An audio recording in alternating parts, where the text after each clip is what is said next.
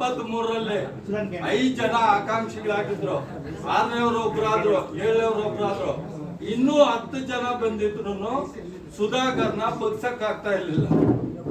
ಇದೇ ಪ್ರದೀಪ್ ಈಶ್ವರ್ ಬಂದು ತನ್ನ ಚಾತುರ್ಯದಿಂದ ಪ್ರದೀಪ್ ಈಶ್ವರ್ ಬಂದಿದಾರಲ್ಲ, ಒಬ್ಬ ಅಹಿಂದ ವರ್ಗದ ಹುಡುಗ 45 ವರ್ಷದ ಮೇಲೆ ಬಂದಿದ್ದಾನೆ ಅಂದ್ರೆ ನೀವು ಸಹಿಸ್ಕೊಳಕ್ ಆಗ್ತಾ ಇಲ್ಲ ಸ್ವಾಮಿ.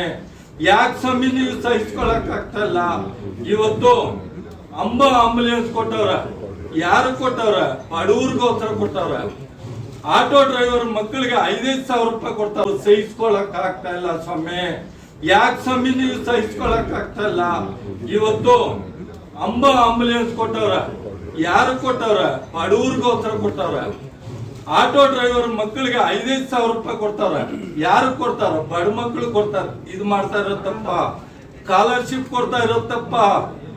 ಮತ್ತೆ ವರಮಹಾಲಕ್ಷ್ಮಿ ಹಬ್ಬಕ್ಕೆ ಹೆಣ್ಣು ಮಕ್ಕಳಿಗೆ ಪ್ರತಿಯೊಂದು ಮನೆಗೂ ಕೊಡ್ತಾವ್ರ. ಅತ್ತಪ್ಪ.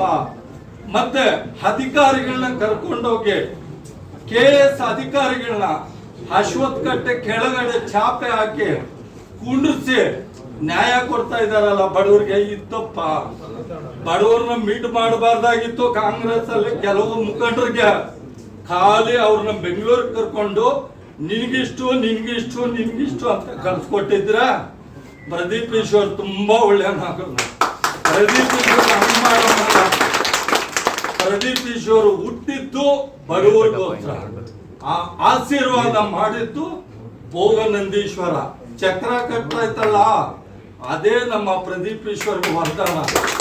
ಕೈವಾಸನಯ್ಯ ಅನುಗ್ರಹ, ನಡೆದಾಡುವ ಶಿವಕುಮಾರ ಸ್ವಾಮೀಜಿ ಆಶೀರ್ವಾದ, ಡಾಕ್ಟರ್ BR ಅಂಬೇಡ್ಕರ್ ಅವರ ಸಂವಿಧಾನನೇ ಪಾಲನೆ ಮಾಡ್ತಾ ಇದ್ದಾರೆ.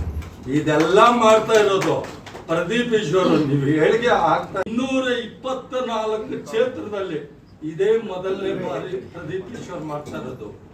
ಜರ್ಮನಿಯಲ್ಲಿ ನನ್ನ ಬಾಮೈದ ಇದ್ದಾನೆ, ಹೇಳ್ತಾನೆ, ಭಾವ ನಿಮ್ ಪ್ರದೀಪ್ ಈಶ್ವರ್ ಏನ್ ಭಾವ ಹಿಂಗ್ ಮಾಡ್ತಾ ಇದ್ದಾನೆ ಅಂತ.